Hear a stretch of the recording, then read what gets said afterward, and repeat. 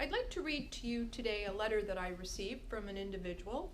I suspect this person is some sort of an economist or holds a position in a trucking company. He states his name, but he does not state his involvement in the industry.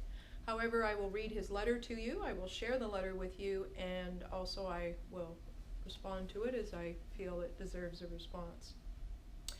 The letter isn't terribly coherent, so I will read it to you and try to follow along as best you can, but I think you'll generally get the idea of what his point is. Driver pay is directly affected by carrier pay. Many of the problems drivers have regarding pay with carriers are the same problems carriers have with their customers. It's hard for a carrier to pay for all the driver's time when most customers won't pay the carrier for all of the time and the equipment and the labor. Carriers also have contract terms dictated to them, which is evidence of the carrier weakness in the market. Judging carrier and driver rates and pay, there are too many drivers available in the market for pay to increase very much for both drivers and for the trucking companies.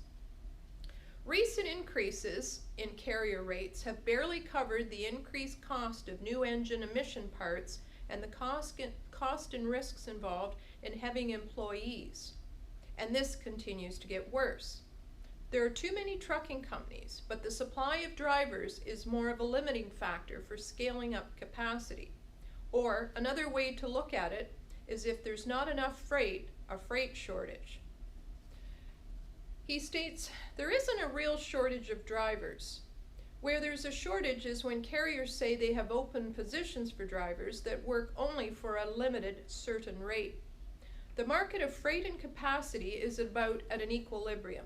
So drivers won't be getting significant pay increases and carriers won't be getting better contract terms or significant, if any, increases in their profits.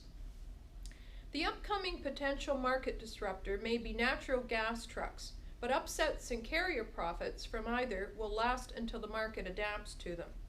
I don't see either of these increasing the pay for truck drivers. Indeed, driver pay will stay stagnant or decrease, given these factors alone and looking at the overall economy and low-skilled, low-education labor supply. I don't see how anyone can expect significant driver pay increases. At best, he states, they will stay where they are and keep up with inflation. All low-skill, low-education jobs have an overall bleak earnings outlook as an overall trend as the economic, political, and technological landscape changes. Some of the best employee driver wages are at LTL companies like FedEx and UPS look for companies pulling double trailers. Yes, it's true, the trucking companies do struggle with the freight rates. However, that's not really the point here. It's the fault of the trucking companies if they're accepting cheap freight. The idea is to get freight that's going to cover your business costs. It's not the driver's problem that the trucking company has cheap freight. To correct your statement about truckers being low-educated, low-skilled workers. Truckers are professionals. They are not an unskilled labor force. Next point, truck drivers can't afford to work for the wages offered by the companies and live on the road away from their families. And that is why they are leaving the industry in droves or looking into local driving jobs. This industry, namely the trucking companies, have basically done this to themselves.